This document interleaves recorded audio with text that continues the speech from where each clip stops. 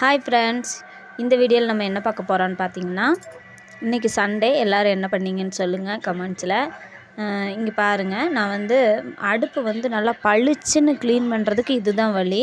நான் சுத்தமாக அடுப்பை சோப் போட்டு கழுவி விட்டுட்டு செவரின் அன்னைக்கு கழுவி விட்டுட்டேன். அதை நான் வீடியோ எடுக்கலை, ஏன்னா அடிக்கடி நான் அதை காமிக்கிறேன். சரி, இதுக்கு டிப்ஸு டெய்லி போட்டதே போடக்கூடாதுன்னு தான் இந்த இந்த இது எடுத்திருக்கிறேன்.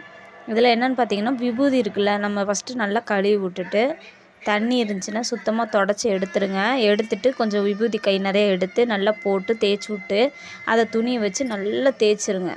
அப்படியே வெள்ளை வெள்ளையாக இருக்கிற பக்கம்லாம் நல்லா அழுத்தம் கொடுத்து தேய்ச்சிங்க அப்படின்னா கண்டிப்பாக அடுப்பை பளிச்சுன்னு ஆயிரும். கிட்டத்தட்ட 2 நாள் வரைக்குமே அந்த புதுசாக நீங்கள் அடுப்பு வாங்கினா எப்படி இருக்கும் அந்த மாதிரியே பளிச்சுன்னு இருக்கும்.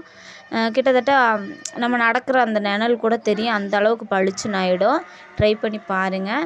அப்புறம் பார்த்திங்கன்னா, நேற்று நான் நைட்டு ஒரு வீடியோ போட்டிருந்தேன். அந்த வீடியோவில் ஒருத்தவங்க கமெண்ட் பண்ணியிருந்தாங்க. என்னென்னு பார்த்தீங்கன்னா, மாயிலை கட்டுறது, வாசலில் கட்டுறதுக்கான பலன் சொல்லுங்கள் அப்படின்னு சொன்னாங்க.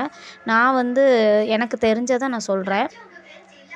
மாயிலை எதுக்கு கட்டுவாங்கன்னு பார்த்தீங்கன்னா, நல்ல விஷயத்தை குறிக்க, அந்த மாதிரி நல்லதுக்கு தான் அது கட்டுவாங்க. மெயினாக வெறும் மா இலைய தோரணமாக கட்டாமல் அதில் கொஞ்சம் சந்தன குங்குமம் வச்சு கட்டினீங்க அப்படின்னா இன்னும் ரொம்ப நல்லது. மா இலை கட்டுறது பலன் அப்படின்னா எனக்கு தெரிஞ்ச நல்ல விஷயம். ஒரு சாமி வர்றதுக்கு, சாமி இருக்கிற சக்தியும் அந்த மா இலைக்கு இருக்குது. நம்ம சாணி போட்டால் எவ்வளோ நன்மை கிடைக்குமோ, வேப்பந்தலையை கட்டுனா அந்த காப்பு கட்டுவோம்ல பொங்கலுக்கு, அந்த மாதிரி கட்டினா எவ்வளோ நன்மையோ அதே மாதிரி மா இலை கட்டினாலும் ரொம்ப ரொம்ப நல்லது.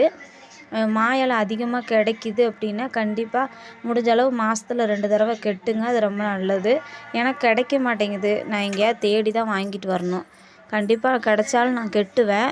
இப்போ பிள்ளைங்கள்லாம் அது இதுன்னு சொல்லிட்டு செயற்கையாக கிடைக்கிறதே வாங்கி விட்றாங்க. ஆனால் அது நல்லது கிடையாது. மா இலை கட்டுறது ரொம்ப நல்லது. Bye friends.